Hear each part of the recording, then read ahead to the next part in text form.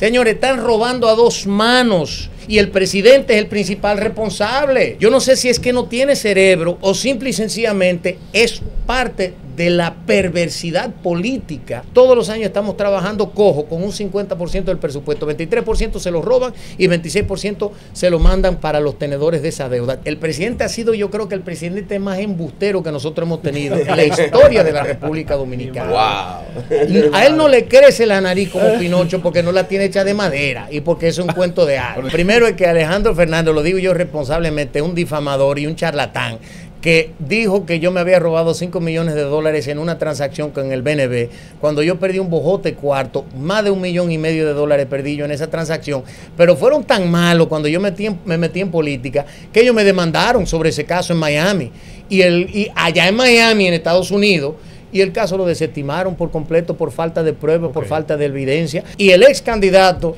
del partido de nosotros fue que me pidió un dinero, pero nunca cumplió con el contrato. Incluso jamás me comprometí yo a darle un centavo, sino yo le dije, porque eso sería ilegal con el dinero de la Junta Central Electoral. Seguimos en su programa Despertar Político y como siempre recibimos con un fuerte aplauso al invitado de hoy, Ramfis Trujillo. Ramfis es una persona, diría el gobierno, muy controversial y dirían los opositores muy dócil en el discurso para la oposición, pero contundente en sus firmes convicciones. Ramfis, querido, buenos días. Bienvenido a esta plataforma, bienvenido a esta plataforma. Qué gusto tenerte por aquí. Igualmente, para mí un privilegio estar entre un elenco así de personas con firmes convicciones, de igual forma, personas que se han osado hacerle frente a un desgobierno que está acabando con el país, que dicen las cosas sin tapujos, y eso es lo que a mí me gusta, hablar con fuerza, con determinación, porque yo creo que el país merece algo más. Ramfis Trujillo no parece estar peleando con el gobierno, sino parece estar peleando con el sistema, con un sistema político electoral podrido.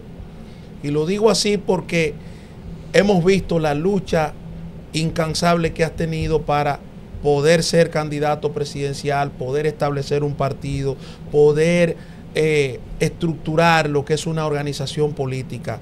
¿Cuál ha sido el paso más difícil para Ramfis Trujillo en toda esta etapa de esas luchas que tú has tenido? Bueno, es que todas han sido duras, Rafael. Cada una ha tenido sus consecuencias, cada una ha tenido realmente las provocaciones que lo ha motivado a uno para hacer las cosas mejor, para echar el pleito, para sacar la cara. Lo del partido fue una lucha garrafal, fue una lucha que nos llevó ante todos los escenarios para tratar de exigir un derecho que le asiste a todos los dominicanos y sobre todo a la agrupación que a nosotros nos favoreció con su apoyo. Lo logramos, después de eso fue de cara a las elecciones del 24, entonces la lucha por la candidatura, que nos cerraron una vez más el paso, y yo siempre he dicho que esa candidatura que a nosotros nos corresponde, porque realmente aquí hay un escenario donde hemos visto otros candidatos con doble nacionalidad que han sido hasta presidentes en la República Dominicana, pero a Ramfis Domínguez Trujillo no lo han dejado pasar. Sin embargo, sabiendo cómo era el sistema y la lucha que nosotros íbamos a emprender, en el 2016, el 8 de junio, yo renuncié a la doble nacionalidad, por lo que ya para el año que viene cumplo los 10 años y ya entonces vamos a jugar en el campo de la igualdad de condiciones, porque ya no nos van a poder cerrar el camino, y eso también fue una lucha para nosotros, porque desprenderse evidentemente de algo que les corresponde a uno, que le da ciertas comodidades, tampoco fue fácil. Pero entiendo que el país hay que cambiar el sistema, como bien lo señalas, y que la casta política, como yo le digo, necesita una oposición no solo al de gobierno que tenemos en la actualidad, que ha demostrado su incapacidad, su apoyo a la haitianización del país y todos los temas neurálgicos que no han podido resolver ni uno de ellos, pero que están en contubernio con los demás partidos. Evidencia de eso es este llamado para los 3 expresidentes para resolver una crisis que ellos mismos provocaron. Sí. Porque aquí, después del gobierno del doctor Joaquín Balaguer con sus luces y sombras, es que se empezó la haitianización de la República Dominicana. Entonces, eso, ahí uno ve claramente el contubernio que existe entre esos cuatro elementos que le han hecho tanto daño al país. Estimado Ramfis, hay una pregunta que yo podría decir que nos hacemos todos. ¿Por qué incursiona Ramfis en la política? ¿Está buscando reivindicar el apellido Trujillo? Hay momentos en que yo me hago esa misma pregunta, no crea que no. Mira, mi madre a nosotros, habiendo nacido en los Estados Unidos, nos inculcó los valores de la dominicanidad. Desde pequeño nos decía, ustedes están en los Estados Unidos, pero jamás olviden su raíz, ustedes son dominicanos de pura cepa.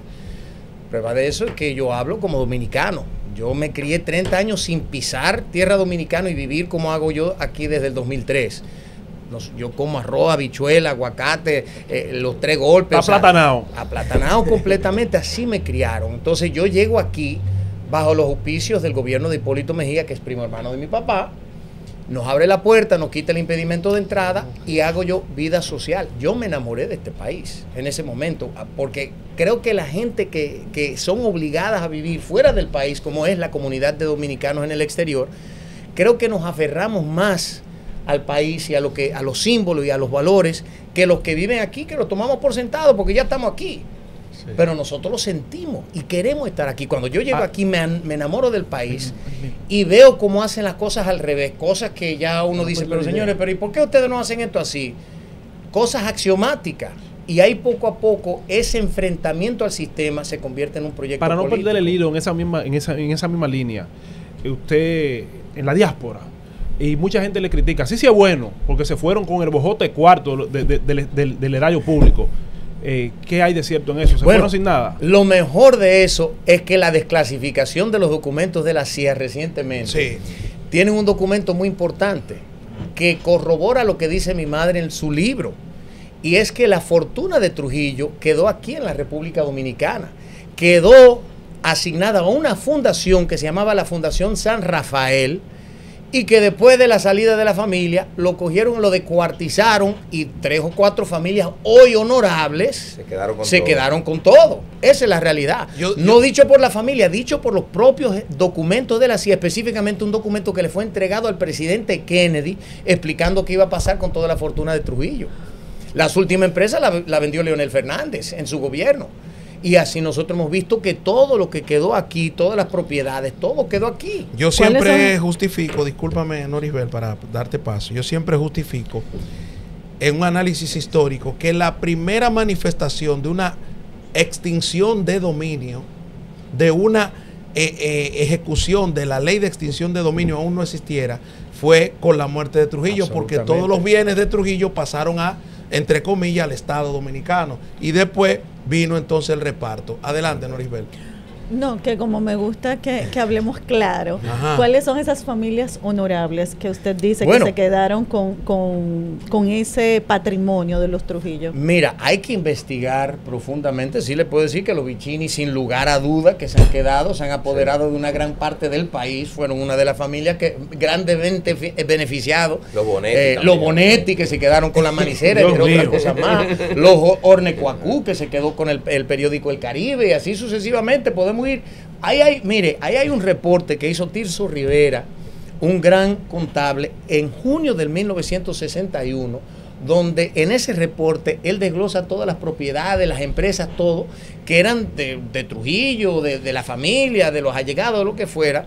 Y ahí está ese reporte. Hay que sentarse con ese reporte y entonces decir, ven acá, ¿y tú cómo terminaste con tal cosa? Enséñame cómo tú compraste. Porque ese es el proceso que hay que hacer ahora mismo. Yo entiendo, evidentemente, que hay leyes que prescriben, que van a decir, señores, no, ya eso no se puede, ya eso es de él, porque no lo sometimos a tiempo. Pero en honor a la verdad se tiene que hacer. Ahora, las familias que se sientan motivadas a hacerlo, que devuelvan la cosa para que el erario público pueda disfrutar como fue el propósito de todo eso. Pero en ese momento eran de los Trujillo. Pero ¿cómo? O sea, si a eso vamos, entonces tenemos como que empezar desde la época de los Trujillo, porque como Trujillo era dueño de prácticamente todo en el país. Claro, bueno, hay que recordarse que aquí cuando llegó Trujillo en el 1930, esto era un desorden colectivo. Habíamos salido del conchoprimismo, donde los gobiernos en un periodo de 60 años entraron 49 gestiones de gobierno. Es decir, de 1864, cuando Buenaventura Báez asume el poder, al 1924, cuando asume Horacio Vázquez, en 60 años de historia republicana fueron 49 gestiones de gobierno.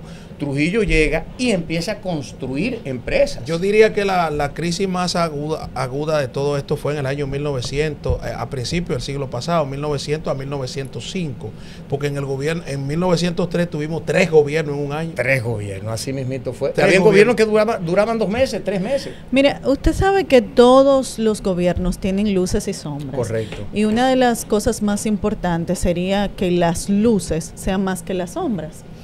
En el gobierno de su abuelo, ¿cuáles son esas cosas? Puede ser 3 y 3, si quiere. ¿Cuáles son esas 3 cosas que usted entiende fueron las grandes luces del gobierno de Trujillo? ¿Y cuáles son esas 3 que usted entiende fueron sus grandes sombras? Mira, yo diría que en cuanto a la sombra, yo creo que todos los regímenes de fuerza tienen los mismos, es el mismo patrón. Cercenar los derechos a la libre expresión, obviamente el control represivo, evidentemente, los vestigios de la dictadura que llevan a un control, un poder omnímodo. Pero incluso lo que yo siempre he criticado es que aquí todo el mundo quiere ser Trujillo, para que estemos claros. Porque en el 1930, ¿qué hizo Trujillo? Centralizó el gobierno para controlar todo. ¿Y por qué nadie dice, bueno, ahora vamos a descentralizar el gobierno? Sí. Para crear una democracia. Esa es la propuesta, ese es el eje principal de la propuesta de gobierno de nosotros, desmontar ese sistema que nace de la misma dictadura. ¿No vivimos nosotros en un estado democrático? Para nada. Señor, yo me reí el otro día que el presidente dice, no, yo no me meto en temas de justicia, claro que no frente a la cámara, no, pero vaya a ver de noche llamando, mire fulanito, tráncame fulanito, espérate, llévame suave la gente del YC, espérate. Señores, el caso del YC es uno que estamos viendo que lo que tiene a favor esa gente es el Ministerio Público. ¿Por qué los hermanos de Danilo Medina siguen libres? Porque Luis Abinader hizo un negocio con esa gente, porque aquí es la política que se mueve tras bastidores. Entonces, no hay justicia, claro que no, aquí no hay democracia. Aquí hay un contubernio entre los 3 poderes del Estado. Nadie puede alegar que es diferente. ¿Quién baja una línea en el Congreso y dice, señores, me tiene que promulgar esta ley? Por eso es que aquí señores, un código penal que tiene 25 años en el Congreso y no lo acaban de promulgar, pero un préstamo lo hacen flash en 2 días, en un par de horas. Ronnie descubrió hace unos minutos que ese código viejo ya sacó cédula, creció, o sea, todo esto. Pero ahora le toca la nueva cédula también. Pero tiene que esperar el cumpleaños. Noble hermano Ramfis Trujillo, cuando observamos el comportamiento histórico de las inversiones de la infraestructura de este país, en el 1916-24, que este país era una aldea con menos de 200,000 habitantes, quienes hacen las carreteras son los americanos cuando llegan. Pero cuando llega tu abuelo, es que comienza a construir. En esos 31 años le sigue Joaquín Balaguer, sigue el PLD, y ahora nos encontramos con un gobierno de Luis Rodolfo Abinader Corona, que es el que menos está invirtiendo en infraestructuras públicas. En 70 años, el que menos ha invertido en 70 años. ¿Qué tú me puedes decir de esta situación? No, a mí me da pena con Luis, porque es que el pobre solamente ha podido tomar 45,000 millones de dólares prestados, entonces tampoco le podemos atacar. Así nada más han sido 45,000 millones de dólares en préstamos, señores. Con eso, imagínense, incrementó el presupuesto de 18,000 millones que estaba en el 2020, ahora estamos en 26,000 millones, casi 27,000 millones. El pobre no lo podemos atacar así. Señores, están robando a 2 manos y el presidente es el principal responsable. Yo no sé si es que no tiene cerebro o es que simple y sencillamente lo están embaucando los que lo rodean, o simple y sencillamente es parte de la perversidad política del PRD, del PRM, que es lo mismo, señores. Porque aquí nosotros tenemos, señores, un caso muy sui generis. Los 3 partidos mayoritarios nacen de ¿qué? Del PRD. El PRD da vida al PLD, el PLD da vida a la Fuerza del Pueblo y el PRD da vida al PRM. Son los mismos, es la misma casta política, es un quítate tú para ponerme yo. El conchoprimismo personificado en tiempos modernos, eso es lo que es, quítate tú para ponerme yo. Bueno, Ramfis, me gustaría hacerle 2 preguntitas, una histórica y otra del presente. En la histórica, aunque usted no había nacido para ese entonces, hace 19 días aquí celebramos el 30 de mayo, ¿verdad? Y hablamos de los héroes del 30 de mayo, los ajusticiadores. En su lectura, ¿actuaron, como dicen algunos, por cuestiones personales o fue una gesta genuinamente patriótica desde el punto de vista de Ramfis Trujillo? Y la otra, Ramfis Domínguez, ¿verdad? Es, en la actualidad, usted mencionaba el tema migratorio, las 15 medidas que ha aplicado el presidente. Se habla de una disminución de las parturientas en los hospitales, se habla por consiguiente de una disminución también del gasto del gobierno en ese sentido. O sea, sé cuál es su discurso con respecto al tema migratorio y me gustaría saber cuál es su opinión al respecto. Mira, yo creo que la desclasificación de los documentos de la CIA están arrojando luz incluso sobre quiénes eran esas figuras, pero yo siempre lo he sabido. Para mí no fue para nada una gesta patriótica, para nada, porque si se hubiesen querido casar con la gloria, hay que entender algo. Esos eran los amigos de Trujillo. Ellos eran los amigos de Trujillo que entraban al despacho armados. Señores, yo les voy a decir una cosa.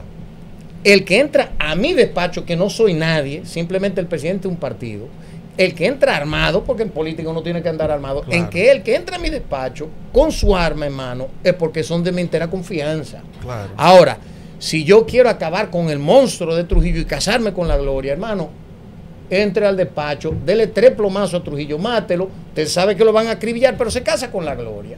No fue así. Los documentos de la CIA dicen que eran unos patanes, peores que Trujillo, y que lo que querían era quitar a Trujillo para asumir ellos el poder. Eso lo dicen los documentos de la CIA, y fue así. Antonio de la Maza, señores, ¿quién era? Antonio de la Maza le decían el carnicero de Independencia. Ellos tenían aserradero por allá y le decían el carnicero de Independencia. Juan Tomás Díaz le decían el verdugo de Moca.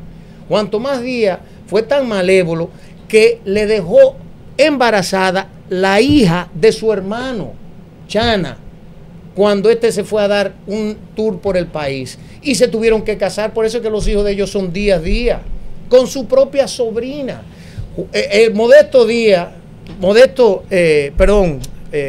Amado Díaz. Báez, Miguel Ángel Báez Díaz, era el bufón de Trujillo que trató de maipiolarla o a su propia hija para entregársela a Trujillo, que lo dice John Bartlow Martin en su libro Taken Over by Events, es como se llama en inglés, no recuerdo el título en español. Eran unos perversos que querían quitar a Trujillo. Parte del régimen. Rafael Bonelli, que fue presidente del Consejo de Estado, fue quien le trajo la silla eléctrica de Venezuela a Trujillo. Eran parte de la dictadura. Entonces lo mataron para quedarse ellos. ¿Cuál era la diferencia entre el grupo del 14 de junio con ese grupo del 30 de mayo? Bueno, mire, yo reconozco obviamente y creo que es innegable la valentía de esos jóvenes que se enfrentaron, que llegaron evidentemente para enfrentar el gobierno de Trujillo. Ahora, ellos venían a derrocar a Trujillo y decían los documentos a matar a toda su familia. El gobierno se defendió. Ahora, hay que entender algo. Habían dentro de ese grupo personas que eran ideales, con ideales comunistas, otro que lo habían engañado, porque Fidel Castro llegó con la idea de la revolución democrática, engañó a los mismos americanos. Entonces, muchos iban con ese ideal, vamos a democratizar, mentira, pero los ideales, los valores de la revolución eran comunistas. El ídolo de Manolo Tavares Justo, que dirigía el 14 de junio, era Fidel Castro. Él se vestía como Fidel Castro y daba discursos como Fidel Castro aquí. Entonces, y la hija, Minú, mantuvo una relación muy cercana con Fidel Castro y con esa ideología comunista, que parte de esa ideología está impregnada en su partido hoy por hoy. Entonces son personas que nacen de esa ideología izquierdista que tanto daña. Ahora yo le digo a la gente, señores, si el 14 de junio hubiese tenido éxito, hoy fuéramos un Cuba más. ¿Y quién aspira a tener lo que nosotros tenemos hoy en Cuba? Absolutamente nadie. Usted menciona a Minú, con permiso de mi compañero, sí. Y menciona otro evento histórico bastante interesante. La muerte de las hermanas Mirabal. ¿La ordena Trujillo o quién la ordena? No, eso es sencillo. Eso lo ordena entre Antonio Inver Barrera, Luis Amía Matío, y eso incluso... ¿La muerte de las hermanas Mirabal? Sin lugar a duda. sin lugar a duda. Señores, el 2 de noviembre del 1960 se produce un documento entre Plato Cox, que era agente de la CIA aquí en República Dominicana, y Antonio Inver Barrera, donde le dice que el gobierno norteamericano no se podrá involucrar en ningún movimiento adverso al régimen hasta no producirse un acontecimiento desestabilizador. Eso fue el 2 de noviembre, 23 días antes de matar a las hermanas Mirabal.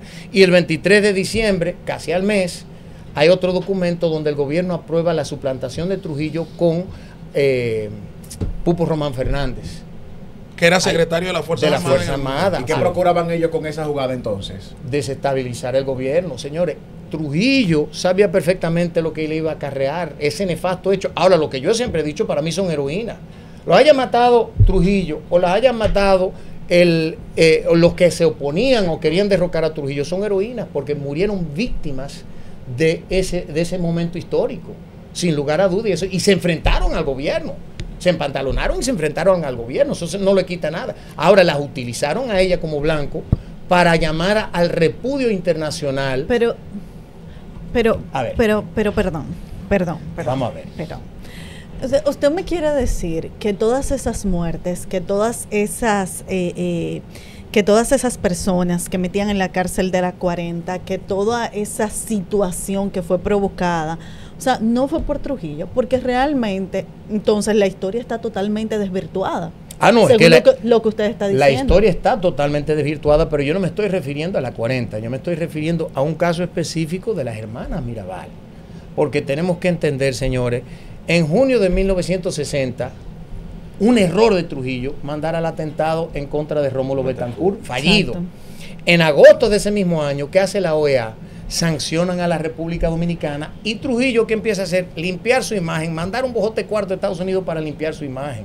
Lo último que él necesitaba en ese momento era algo de esa envergadura, porque lo iban a acabar de derrocar, él lo entendía. Pero usted no entiende que en esos momentos ya Trujillo estaba totalmente embriagado de poder y entendía que él era, una persona que podía con absolutamente todo, que es precisamente lo que hace el poder embriaga y vuelve loco a las personas. Totalmente de acuerdo. O sea, usted no entiende que en ese momento ya teníamos un Trujillo que estaba totalmente desequilibrado, mentalmente. Pero justamente, vamos a decir, yo creo que ahí no incide el desequilibrio mental de Trujillo. Lo que hay que entender es que ya el gobierno estaba debilitado. Después del 55, que para mí era el momento histórico cuando se lleva a cabo la Feria de la Paz y Confraternidad del Mundo Libre, el gobierno entra en un declive, sin lugar a duda.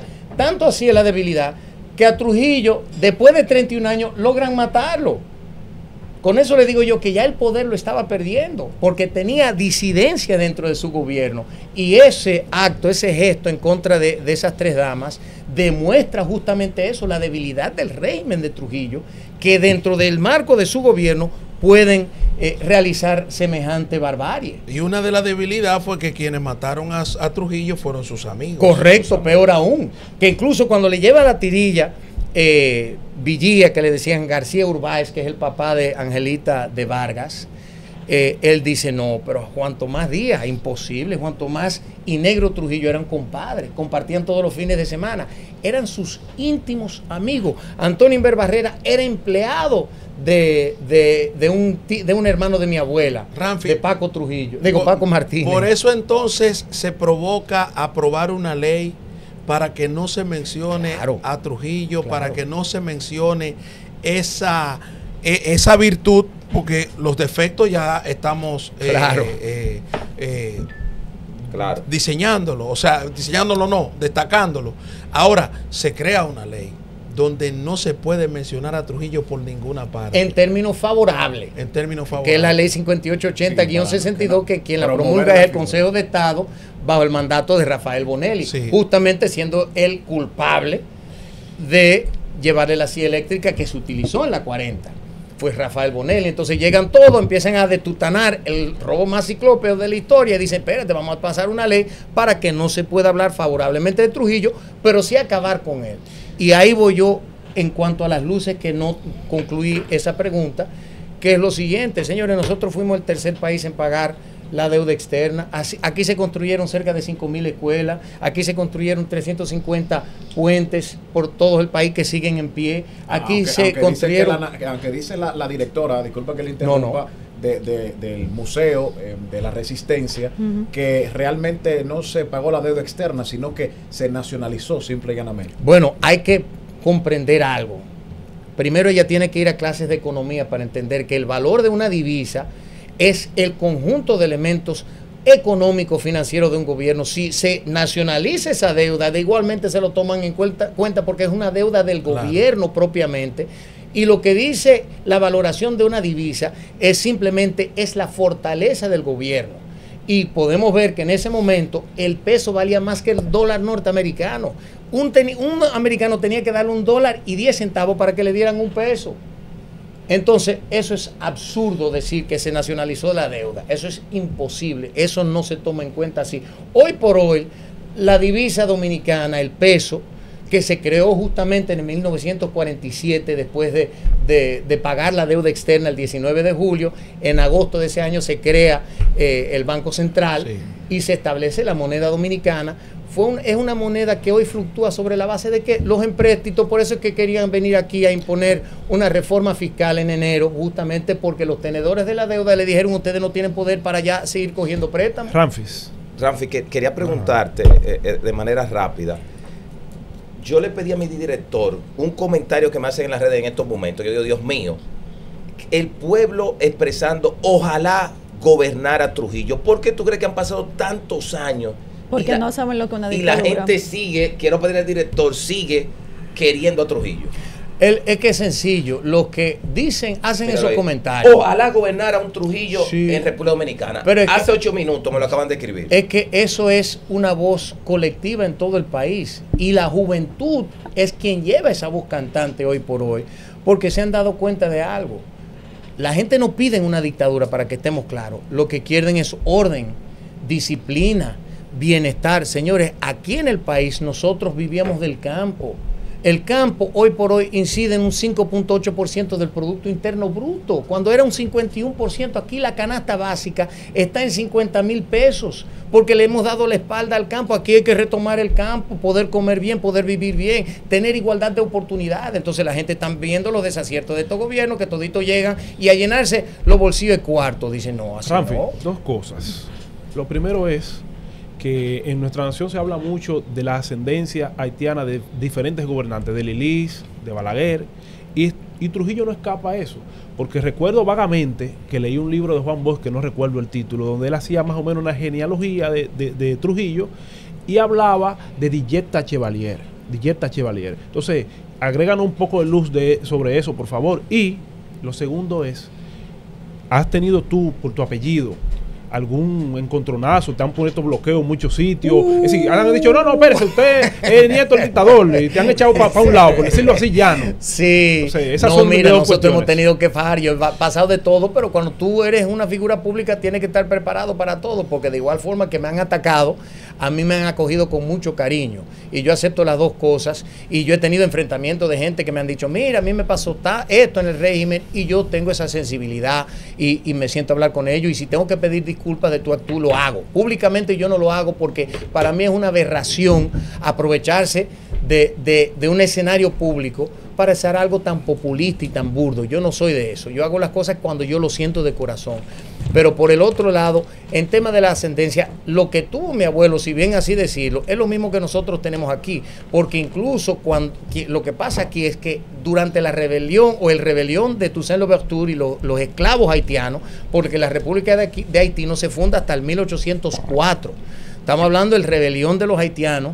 Viene, Napoleón manda a Joseph Leclerc, que es el hermano de Josefina, su esposa, y manda a un señor que se llama Joseph Chevalier, que era el bitatarabuelo mío, que se enamora de una esclava haitiana y tiene un hijo, pero en ese momento no era la República de Haití, porque fue durante el rebelión. Claro. Ese general se regresa a Francia y ya entonces ellos se mueven para acá porque todavía no había una frontera segura. En el 1777, durante el Tratado de Aranjuez, se delimita por primera vez, pero luego viene el Tratado de Basilea, donde España le cede, para terminar con la guerra, el territorio dominicano a Francia, y ahí es que vienen los esclavos a apropiarse y decir, pero esto es mío, y nos invaden en el 1801, o sea que no era Haití todavía. O sea que la ascendencia haitiana no la tenemos, pero sí africana, como lo tenemos todos los dominicanos, que tenemos un 35% de sangre haitiana, orgullosamente. Porque eso es lo que le hace la raza de nosotros la más hermosa del mundo. Y española la tiene, porque habla claro. Gutiérrez en su libro Trujillo Monarca sin Corona, de José Trujillo Monaga, José que era Trujillo un Monaga, doctor sí. que quedó aquí. Él era capitán de la Armada Española, llega aquí, se convierte en criminólogo, se va a Cuba y escribe 7 libros, se convierte en jefe de la policía, un hombre brillante. Él era abuelo de Trujillo. El que era bisabuelo. El capitán Juan Bolo Trujillo Plata Monaga. también. Español. Correcto. Y por mi abuela también, por los Martínez de Alba y todo eso. Ramfi, es difícil separar a Ramfis Trujillo de esa historia que hemos venido comentando. Ahora, las propuestas para el país luego de la muerte de Trujillo, las propuestas para el país luego de los gobiernos tradicionales, PLD, PRD, Partido Reformista, PRM hoy, la propuesta del Ramfis político hacia la República Dominicana. ¿Qué pretende hacer Ramfis una vez llegue a la presidencia de la República? Bueno, lo primero que nosotros tenemos que ver es, como hablamos, el tema de la descentralización del gobierno para mí es fundamental, que es aplicar un sistema federalista para que cada provincia maneje sus propios recursos, para disminuir la cantidad de recursos que maneja el gobierno central. Eso para mí es fundamental. Que cada provincia, en materia de su producción, se quede con su chelito y le den un porcentaje al gobierno para manejar los temas nacionales. Eso para mí es vital. Lo otro es erradicar realmente la corrupción para hacer lo que yo encuentro que es fundamental en este etapa, que es poder refinanciar la deuda externa de la República Dominicana con una moratoria de 5 o 6 años. ¿Para qué? Para tomar ese 26% que hoy nosotros pagamos del presupuesto destinado a los intereses e invertirlo en el campo. ¿Por qué? Porque hoy estamos utilizando solamente el 16% de las tierras hábiles para cosechar. Queremos recuperar ese 84% y a su vez hacer que las personas regresen al campo y poder recuperar el campo, al llevarlo al 100%, crear nuevas fuentes de ingresos. En solamente 2 años, con esa inversión en el campo, le vamos a agregar 34,000 millones de dólares al Producto Interno Bruto de la República Dominicana. Con eso, en 5 años, empezar a trabajar en función de pagar la deuda externa, porque la gente no se da cuenta de cómo pesa eso sobre nuestra soberanía. Nosotros hoy por hoy estamos pagando intereses solamente 1/4 parte del presupuesto nacional. Y si vamos a lo que dice Transparencia Internacional, estamos pagando otro 23% en corrupción que perdemos. O sea que todos los años estamos trabajando cojo con un 50% del presupuesto. 23% se lo roban y 26% se lo mandan para los tenedores de esa deuda. Tenemos que trabajar en función de eso, pero promulgar una ley que obliga al gobierno a trabajar dentro del marco de un presupuesto balanceado. Esa ley de responsabilidad fiscal no hace nada más que decirle al gobierno: ustedes pueden aumentar el presupuesto, pero solamente el 3% por encima de lo que se aumente la tasa y no sé qué, no sé cuánto, una serie de estupideces para favorecer a los gobiernos. Hoy todos los años favorecen la ley complementaria después de promulgar una ley de presupuesto, porque roban, cogen cuarto prestado y entonces tienen que buscar los chelitos para cumplir los gastos operacionales. ¿Las medidas que quedó en el aire ahorita?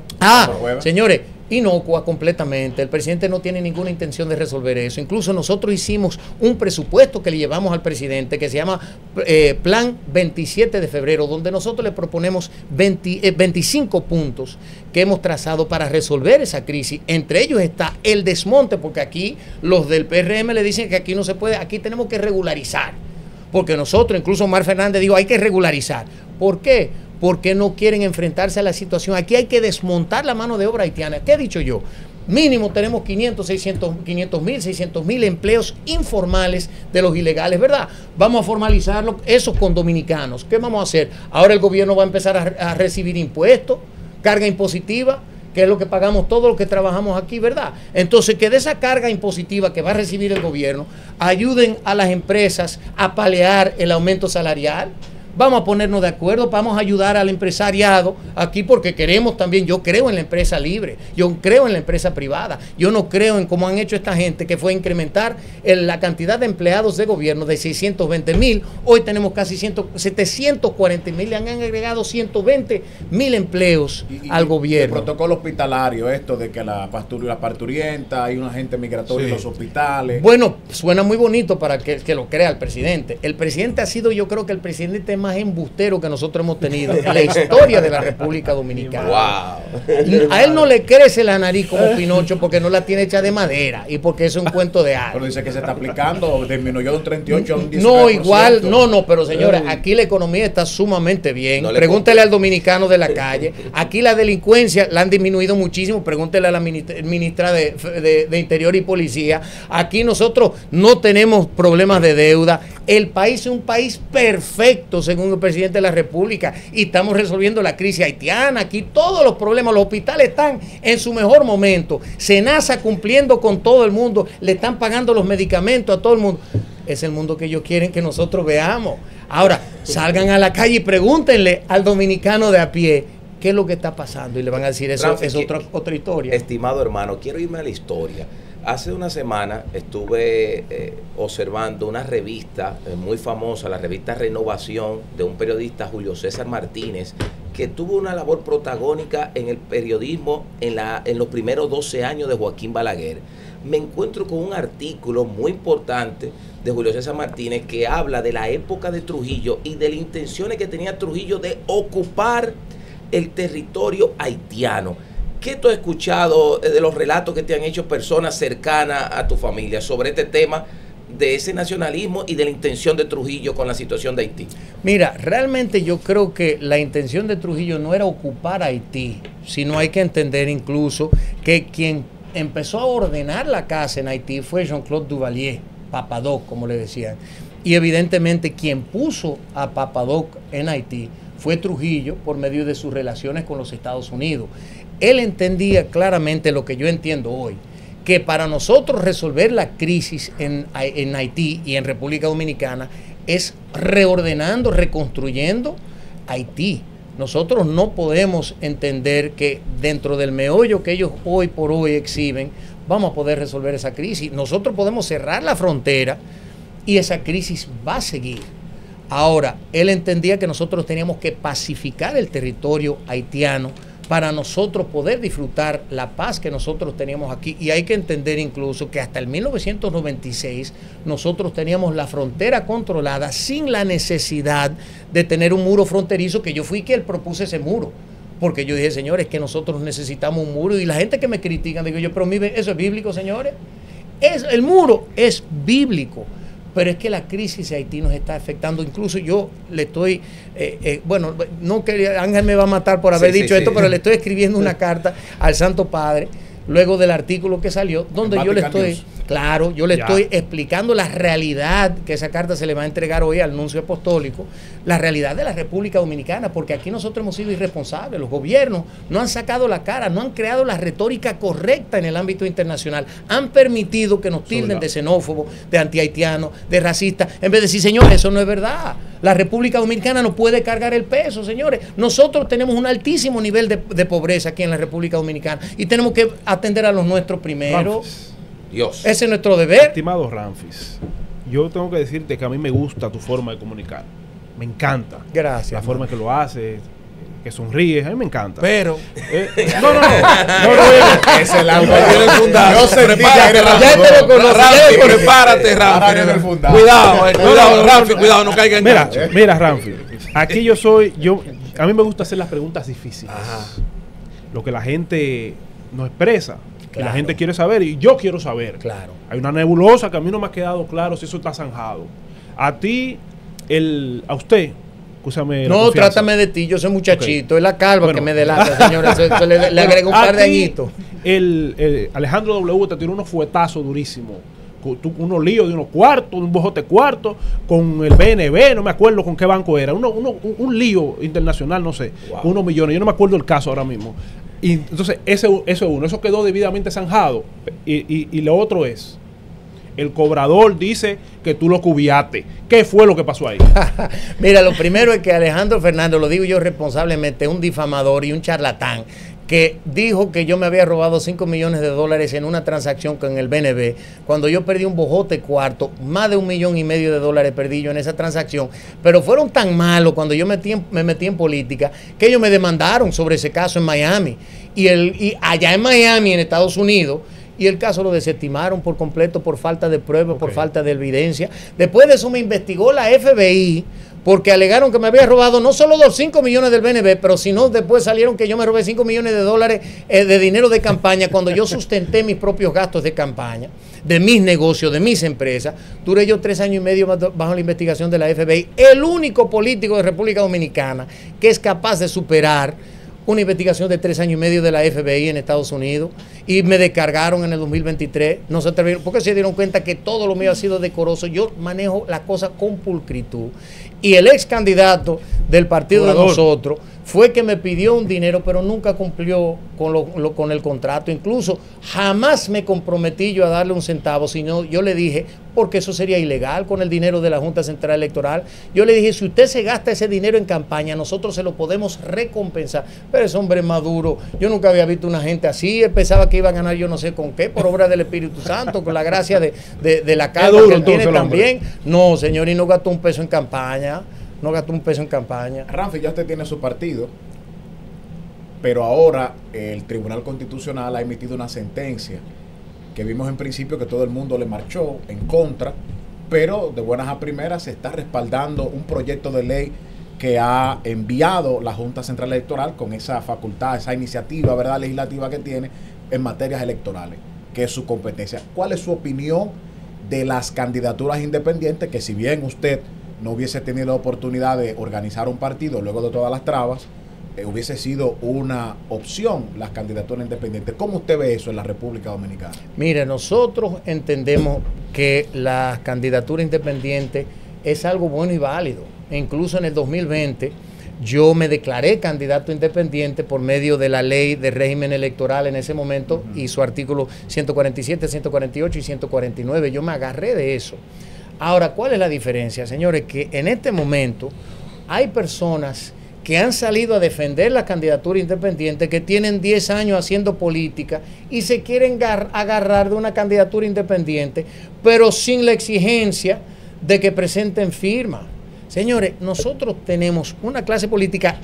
Es difícil formar un partido. Señores, nosotros formamos un partido que duramos años haciéndolo. Nosotros entregamos a la Junta Central Electoral con casi 500,000 firmas en el 2021. Casi 2,000 firmas. Perdón, 500,000 firmas, 473,000 y pico. Solamente aquí en el territorio nacional, y casi 300,000 fuera del país. Era un total casi de 800,000 firmas que no lo podían creer cuando nosotros lo entregamos. Pero fue guayando la yuca, trabajando, fajándonos para eso. Hoy por hoy nosotros tenemos un partido que en menos de 2 años la encuesta Gallup de febrero dice que nosotros somos el cuarto, la cuarta fuerza, porque es el cuarto partido en la preferencia del electorado. Eso es un hito histórico para la República Dominicana. ¿No teme Ramfis Trujillo a que esos sectores que él ha mencionado se vuelvan en su contra y comiencen a partir de estos momentos donde ese partido está creciendo, donde ese partido está siguiendo los pasos de un crecimiento electoral significativo, como usted lo dice? ¿No tiene Ramfis el temor de que esos sectores atenten contra usted? Más de lo que han atentado en contra de nosotros hasta el día de hoy, yo no creo que puedan, pero la realidad es que yo tengo grandes amigos en el sector empresarial aquí de la República Dominicana, y ellos han visto las propuestas nuestras. Ellos saben que nosotros creemos en el sector privado, que vamos a dar un espaldarazo a las empresas aquí en la República Dominicana, pero dentro de un marco donde todos los dominicanos tengan igualdad de oportunidades y podamos echar para adelante todo. Lo que nosotros no podemos ver es quedarnos de brazos cruzados ante los monopolios que se han construido aquí en la República Dominicana. Nosotros tenemos que adecentar el campo laboral, nosotros tenemos que transformar el sistema económico productivo del país para que todo el mundo tenga la oportunidad de ganarse para de pesito. Ahora, lo que yo siempre he dicho, Rafael, es que aquí los dominicanos buenos somos más. Sí. Y nosotros no necesitamos el dinero del sector privado, no lo necesitamos, porque nosotros tenemos un apoyo económico que viene de otro grupo que se ha manifestado mucho más que los grandes empresarios aquí, que son los dominicanos del exterior. Que los dominicanos del exterior, hoy vi yo que las remesas creció aún más, creo que ha llegado a 4.9 mil millones de dólares en este trimestre. Sí. Entonces hay que agradecerle eso, señora, a esa comunidad que nos han dado el sustento y el apoyo, y nosotros le damos, ¿cómo le recompensamos eso? Dándole la espalda, Ramfis, yendo allá a buscar chelito y sin resolverle un solo problema a esa comunidad. Ramfis, 2 cosas. Hablabas de que Hipólito Mejía levantó el impedimento, creo que fue, para que tú entraras al país. En ese mismo sentido, Balaguer te llegó a recibir a la familia. ¿Cuál fue el trato de Balaguer hacia ustedes? Y lo otro es, en un momento dado, no recuerdo, llegaste a hablar de mano dura sin dictadura. Entonces, en ese sentido, ¿cómo tú ves estos nuevos uniformes de la policía, la intervención en Capotillo, lo que está haciendo Farideh? ¿Cómo tú ves eso? Bueno, la reforma policial es la más larga de la historia porque Luis viene hablando de eso del 2015, con su plan Giuliani, ahora es el plan uniformes nuevos. Señores, se me caería la cara de la vergüenza si yo fuera Luis Abinader. Él ha hablado tanto de esa reforma policial y trajo a una gente de Colombia, hizo esto, hecho de todo. Julián. Yo hubiese desplazado ese plan calladito, lo pongo a prueba, 3 meses, 4 meses, y después digo, señores, pusimos un plan, en efecto, 1000 gente, uniformes nuevos, que sé o qué, que sé cuánto.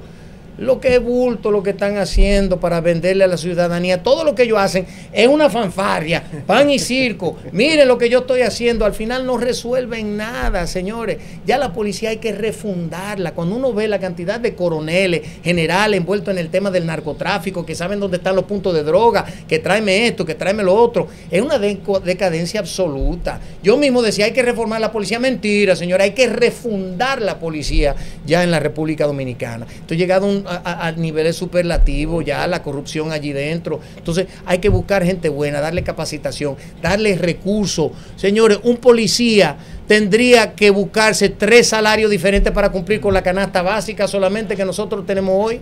¿Y cómo esperamos que ellos salgan a la calle dentro del marco de ese desasosiego que viven en su vida personal? Diga, defender la seguridad ciudadana, imposible. ¿Cómo se pacifica Haití en la circunstancia actual? Bueno, hay lo del doctor Joaquín Balaguer. Mire, yo le voy a decir una cosa. Yo, ya que estoy dentro de la política, entiendo bien el manejo que un político tiene que tener con varios temas.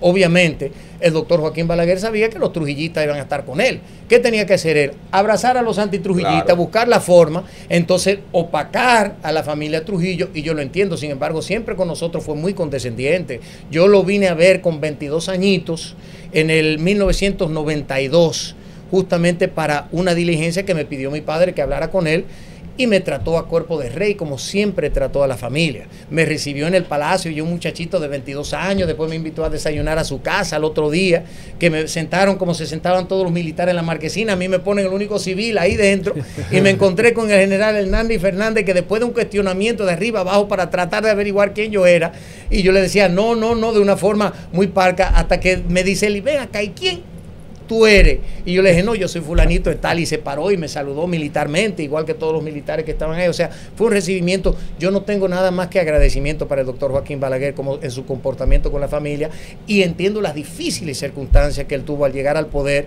y entiendo yo que él fue que le dio paso a la democracia en la República Dominicana, sin lugar a dudas. Pero paso a la democracia que usted decía ahorita que no existe. Entonces no es que no son ideas contrapuestas. Lo que pasa es que hay que darle paso a la democracia. No se ha cumplido ese ciclo.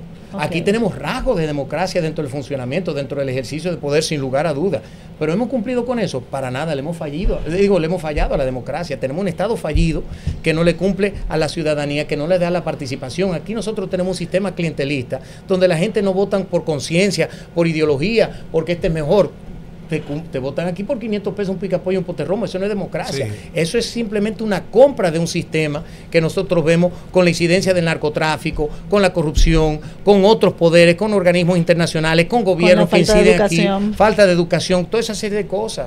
Me preguntaba con respecto a la situación haitiana, ¿cómo se pacifica ese país y qué rol debe tener la República Dominicana? Hasta ahora, lo que estamos prestando asistencia a los soldados kenianos, sabemos que esa misión no tiene ninguna posibilidad.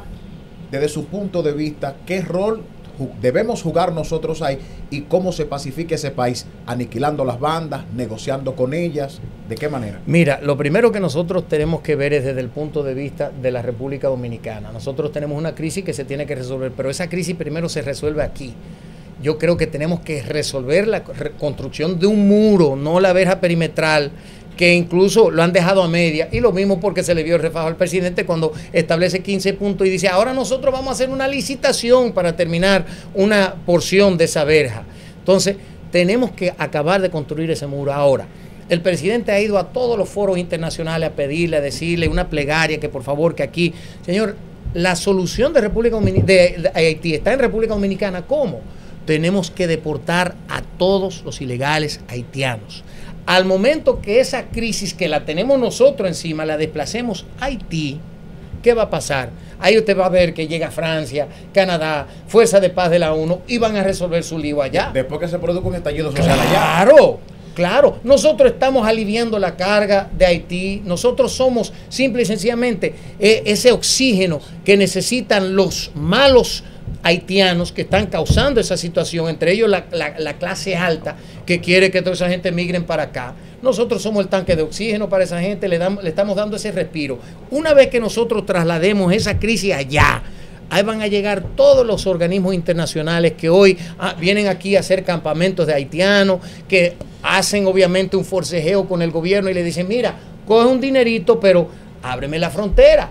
Porque aquí hay una situación que viene de Estados Unidos, señores, y hay que hablarlo claramente y sin tapujos. Los demócratas de Estados Unidos provocaron esa apertura fronteriza, empezando con lo del terremoto en el 2010 y el bojote cuarto que se robaron los Clinton, Hillary y Bill Clinton. Se robaron un bojote cuarto allá en Haití. El primer permiso de explotación minera se la dieron al hermano de Hillary Clinton allá en Haití. Ellos querían mantener esa apertura. Hay un libro interesantísimo que se llama Clinton Cash, de Albert Schweitzer.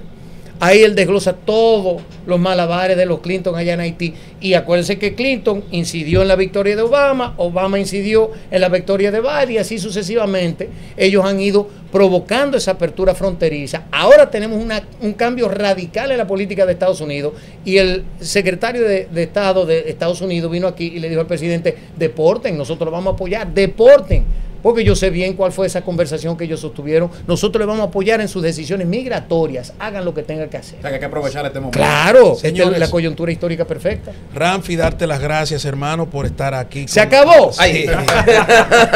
Nos están haciendo más señas que un tráfico aquí, pero mucha gente conectada, señores.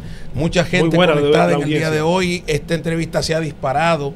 De verdad que muchos seguidores, Ramfi, tú tienes aquí, por ejemplo. Muchos seguidores. Darte las gracias una vez más y pedirte un mensaje para tu pueblo. Bueno, primero agradecerles a todos ustedes la oportunidad del diálogo. Para mí es interesantísimo y tratar hasta las preguntas difíciles para que estemos claros. Me gusta.